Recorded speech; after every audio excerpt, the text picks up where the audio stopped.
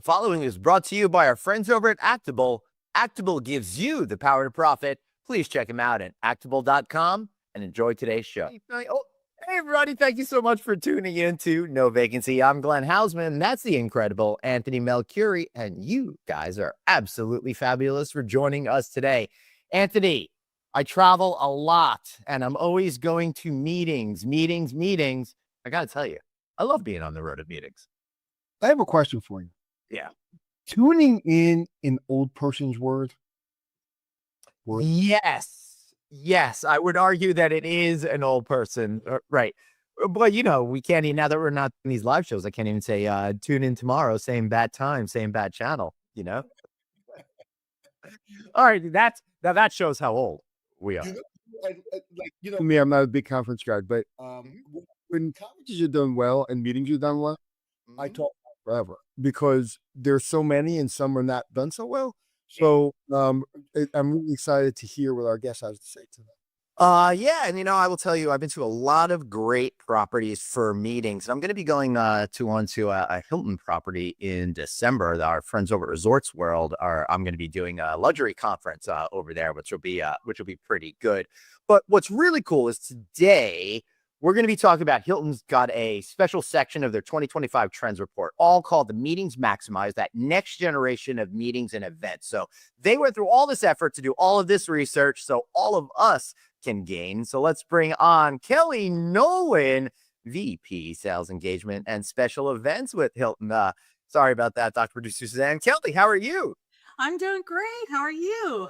I'm doing great. So I'm going to go out on a limb here. And by limb, I mean, say the most obvious thing ever. Meetings have changed a little bit over the last 5 years. How did they? They sure have. We saw that starting a couple of years ago. We were getting feedback on our surveys from our attendees, especially at our big conferences. And we had to do something different. We had to start breaking the mold and stop doing the same old. Yeah. Is that you're breaking? What was that? What are some of the things you're breaking? What are some of the things that you're changing? Oh, gosh, a lot of things. We were hearing from our attendees that we were overscheduling, that we didn't give them time to catch up on their work back at home, that people were feeling really anxious about coming to events, especially people that are working more hybrid or virtually now more than ever. And then you got this whole other new generation starting in the workforce. And we had to start doing some things differently. So we've changed a lot of things. Yeah, that's very interesting you say that, Kelley. I just was emceeing a speaker at a hotel management company event a couple of weeks ago. And one of the things they did was they left blocks of time each day so you could actually go deal with your life instead of over scheduling. They'll be like, here, have a snack, go be productive. Yeah. Smart. Perfect. When after the pandemic, we had our first big conference, it's for almost 10,000 people a couple of years ago. And we tried to pack in so much into this conference because it was the first time that we had met post-pandemic with our all suites and focus service. Yeah, did you either? I think was at Resorts World too, wasn't it? Not that one. We have had many conferences at Resorts World, and you're going to have a great luxury because they do luxury very well. I love that place. Anthony and I have stayed there many times. We're friends with them. You've done a lot of content with them. I've just never attended a conference. Oh, they do a great job. As a matter of fact, we've got our Global Owners Conference there next June, next summer. But this conference, we called it Mega Conference, and we had overwhelming feedback from our attendees that we just put too much in the agenda. And so we really made a change. We've got that conference again this fall in Orlando, and we are doing it completely different. We really tried to listen to the feedback and start a little bit later, end a little bit earlier, give them a break between the end of the day meetings and the evening function, give them a longer lunch, longer breaks, and give them that chance to, catch their breath, catch up on work, and recharge their batteries. And I'll tell you what, Kelley, your speakers are going to be appreciative of that too, because I can't tell you how many panels that in my earlier days I would do that were like from 4 to 5, and the cocktail started at 5. Who's going to go to a 4 o'clock? Right? Sorry, Anthony. No, it's just funny how things have changed because I remember, going on a conference circuit and it's 7 to 11 o'clock at night and nobody cares about your well-being. Right. And and even when we have lunches scheduled, we've started giving people to-go boxes at the end of the lunch buffet, so they can take it and go into a quiet area that we've designated, an office area or a quiet area where they can go and catch up on work. Or again, if they just are used to working from home and maybe aren't used to having their social battery running at full speed, they can take a minute and recharge a little bit. I love that because what I do is I always have to have the room at the conference hotel because I need to go upstairs, take a deep breath, throw water on my face, and come downstairs. Yeah. So it's nice that you're planning little areas for people to be able to do that. So interestingly enough, Anthony, this big survey, and 79% of Gen Z report feeling at least a little anxious about not having the right attire when attending a work event. Kelley, that's a little interesting. Yeah. That was the big one. Yeah. And not so surprising, you see a lot of times when you get your know before you go, and the attire description might be something crazy. Like I went to an event that back in January, and it was lifestyle chic, and I'm Gen X, so I'm like, I don't know what lifestyle chic is. That's really funny you should say that because I've seen the word chic used in multiple things. I'm like, what? Yeah. So if you used to work from home and you're a Gen Z, a t-shirt and your pajama pants is not acceptable? Well, I think one of these days I'm going to have a party, and that's going to be the theme. Is like, the virtual dress attire. I know it's nothing new. People have done it, but No, Kelley, I really wanted to wear my nice shirt, my sweatpants top conference after Yeah, Anthony. My nice sports jacket, nice shirt, and I have brand new sweatpants on. there you go. Yeah. Perfect. All right, so if Gen Z is really worried about their wardrobe, and I get it, my Gen Zers around the house basically take stuff out of my wardrobe whenever they need something, That's right? nice. Oh, they're my size now that they're 21, so Yeah. that's nice. But I will say this, Kelley, it's a real fear for Yeah. for kids out there. Yeah. And it's not just about what to wear, although that certainly is a big one. It's also, what are they going to eat? What is going to be served in food and beverage? And it's the whole meeting preparedness that has them stressed and anxious. And especially this new generation that maybe this is going to be the first time they've come to a live in-person event. And, I also have Gen Z kids. And so I think about them when they're going to a meeting. My daughter will call me and say, what am I supposed to wear? So we've created, as part of our playbook, we've created this whole initiative, World's Most Welcoming Events. And this isn't just for Hilton, this is for the industry. And it's really cool work that we've done between the research and solutions. We've tested them at our events and we rolled them out in the playbook, but it's ongoing. We're continuing to test this year some new things. But one of them is to provide meeting planners with attire guidelines, just pictures like slides that they can drop into their know before you go, with real pictures of real people in different attire based on whatever your recommendation is for attire, whether it's cocktail, business casual, or resort casual, whatever it might be, real-time suggestions. Because as you're talking, and we've all been doing this a long time, and my old man is like, really, come on. We have to tell you what to wear, and you're worried about what to eat, and you're anxious. But then I go back to my first interview or my first meeting. I was petrified. I didn't know what to wear. Should I wear a tie? Should I wear a tie? Like when I go to a cocktail party, what should I wear? Should I wear chinos with a blue blazer? So as I'm talking myself out of this, like, oh man, like, get over it, I'm also saying, well, it's not a Gen Z thing. It's a human thing.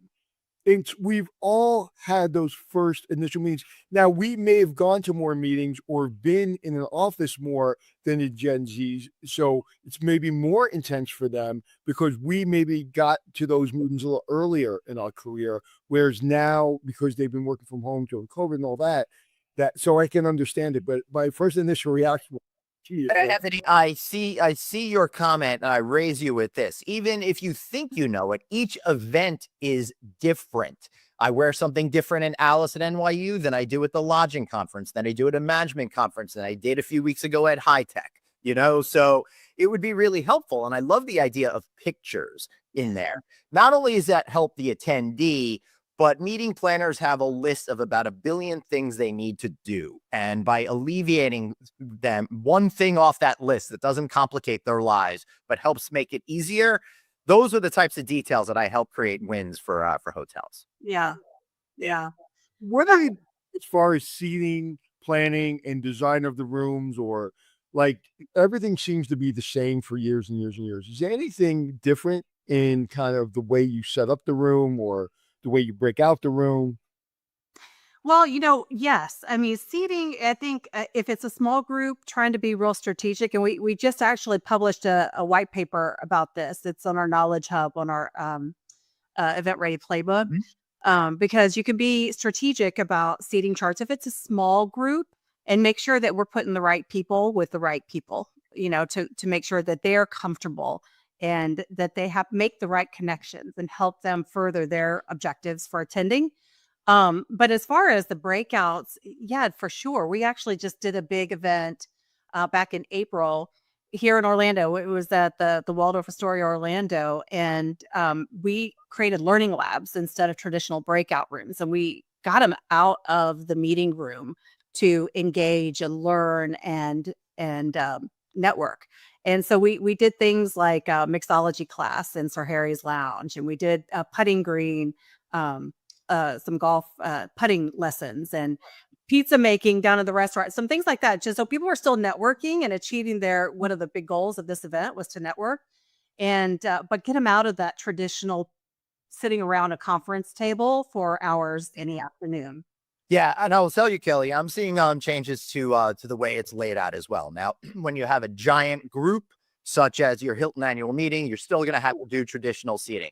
But some of the management company meetings that I've been to, they'll have couches in the front, and then they'll have more group seating in the middle, and then they'll have high tops in the back for people that want to sit on desks. Yeah. You can have kind of work done. Yeah, for me and Glenn, I just said his lap. Yeah. Did you else play that much? Please just let it. Yeah. It's really interesting because I think we're getting to the point where, it is changing. And then even though people have been doing this a long time, we want those things. We want things to be different. We want more breaks. We want, to kind of know, like, what are we wearing today? Because, are we really casual? It took me, and Glenn knows this, it took me 2 years after everybody else stopped wearing ties to stop wearing a tie. Oh, I, really? I stopped in 1998. I can't go, like, even going to conferences, even on stage when I'm speaking, like, I don't wear a tie anymore, barely wear a tie, because I feel like I'm making other people stressed out because, like, oh, he's got a tie on, I should have worn. So I don't wear a tie, but it took me 2 years to get that memo. Yeah. So I don't like when people are grouping, and Glenn knows this, that young people, today, we're all on our phone too much. We're all looking for experiences. We're all kind of over this old kind of, format. So it's really for all of us. Yeah, agree. I mean, I think. I have a question for you. Have you worn jeans on stage yet, though? I've not gone that far, unless I'm told specifically, like if I see the CEO going to wear jeans, then of course I'll wear jeans. All right. But I have not gone that far yet. Yeah, so Kelly, I've got more of the more upscale jeans, not your like There you go. styles, right? That and the sport coat seems to be the right mix for my branding. That seems to work at most events, so I don't have to worry about getting the memo. Anthony, There you go. Well, in your Walmart jeans, and when you go to an event, it's Target jeans. yeah, something like that. Well, I think you made a good point, though. It's all about making people feel welcome and comfortable, and make it so. Our goal for this whole initiative is really to make people excited about coming to an event, glad they came, and want to come again. Yeah, I'm going to be trying to do things differently and make meetings more comfortable and more welcoming to really keep our industry robust and healthy. And what are you doing in the food and beverage area? Because no, it's not. that to me, again, we're all eating better. All of us are trying to eat better. We all have addictions, right? Basically I eat 3 things all day.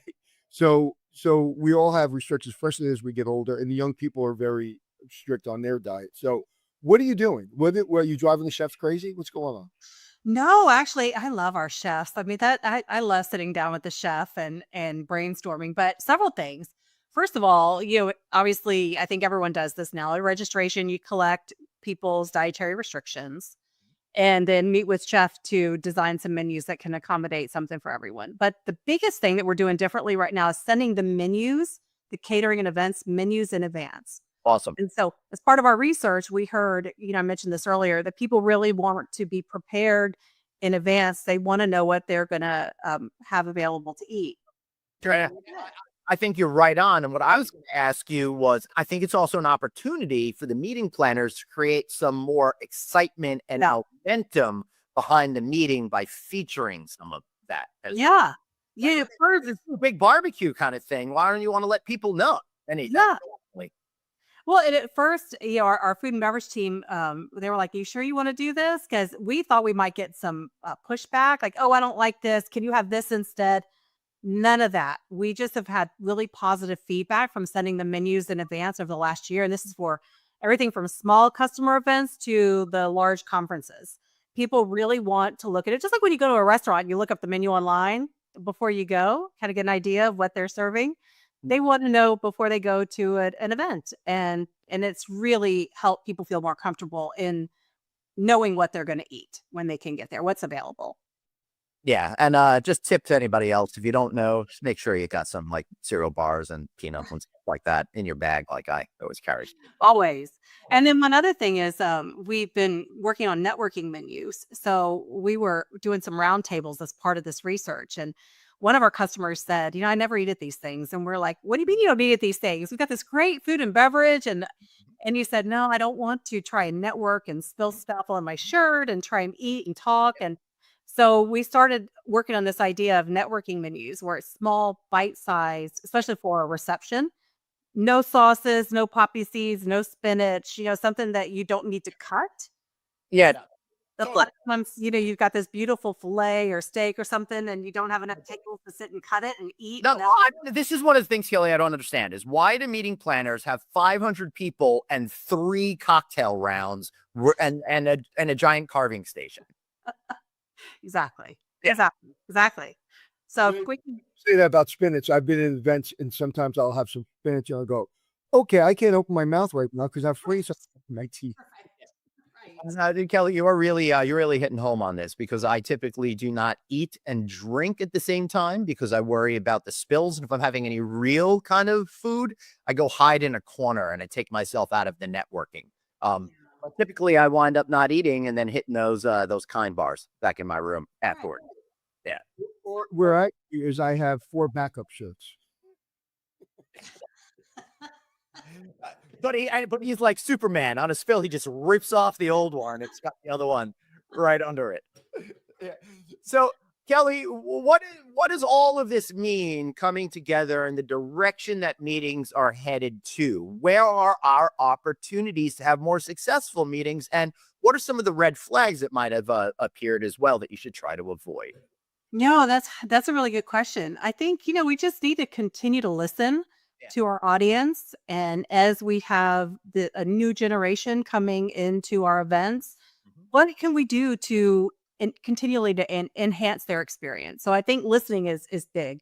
Like I mentioned, this conference we had a couple years ago, we've got it again this fall. And the one where everyone told us it was too overscheduled. They also told us that they felt lost in the crowd. It was almost 10,000 people. So we're not even having a general session this year at this conference, which is kind of mind-boggling. Yeah. We're gonna live stream our CEO and have some videos from our executives into brand rooms, so they feel like they're at a smaller conference, even though they're at a large conference. So I think it's really listening and acting on the feedback that you get continually from your attendees, and what can you do differently to make them feel like they're getting the most they can out of this meeting, event, conference, whatever they're attending, and that they want to come back and that they're going to do something differently when they leave that meeting. Yeah.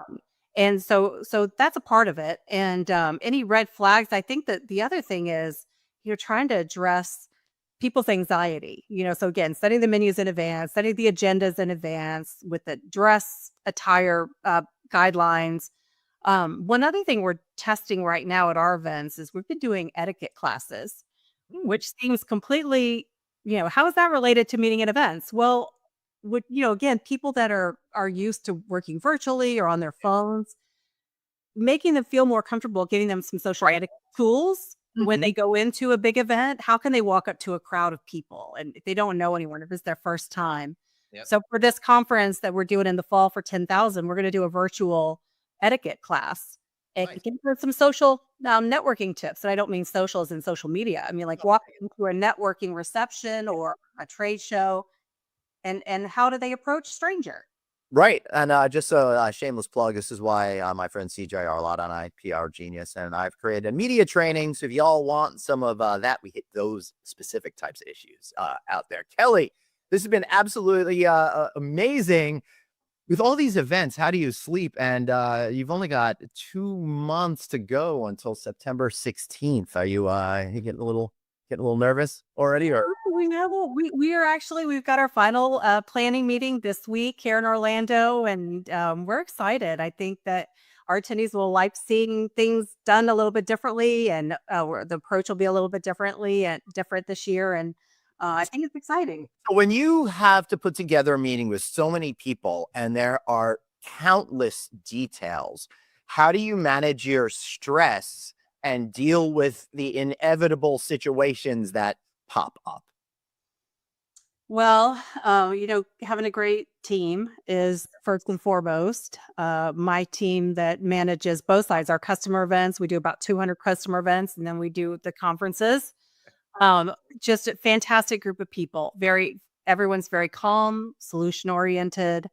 So I think together, the support system that we have in place in the team and with our leadership at Hilton, really helps us manage our stress and just look for solutions with our partners every step of the way. That's the best I can say. You don't get to your level unless you're always prepared for everything. The execs in hotels, in hotel brands, they're always prepared. So if something happens, the things that they were supposed to take care of are taken care of. So they can deal with the emergency in front of them. Right. And that's one of the things I've learned over my career. If you're buttoned up, I learned that in the military. If you're buttoned up, all your job is to do is to react to an emergency, to react to that stress. But if you don't have your stuff squared away, then all that other stuff gets really stressful. Yeah. Yeah. We created this half of the team to manage our conferences right before the pandemic. We executed one event and then the pandemic shut everything down for a couple of years. And we brought the team back and started doing our conferences again a few years ago. And we've come such a long way in how we've created processes and procedures and put just an incredible team and partners together to be able to execute these big events. And that's what it's all about, is having just a rock solid team who works hard, plays hard. They really enjoy what they do.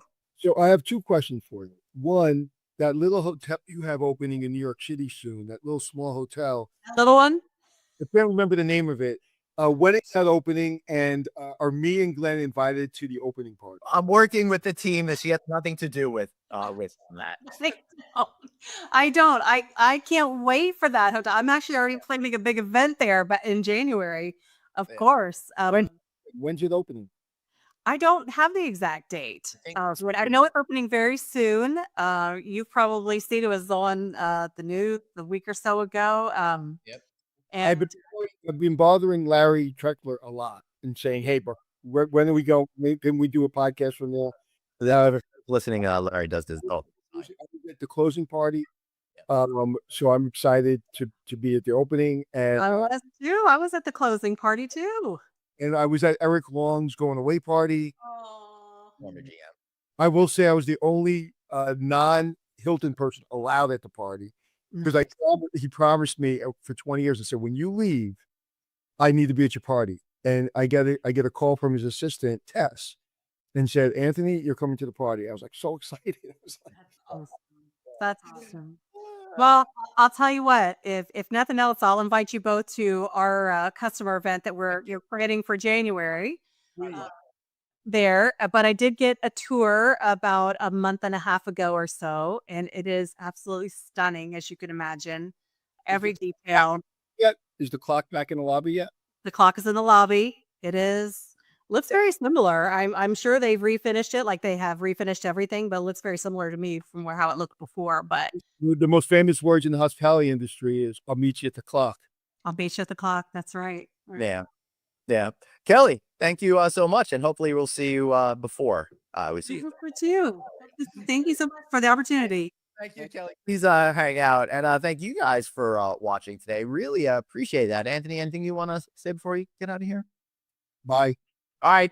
Make sure you watch our shows by getting the podcast wherever you download your shows. Of course, follow us on LinkedIn and wherever you get your social medias. Thanks so much for being here. Remember, everybody, you've got one life, so blaze on and Be kind to yourself. see you next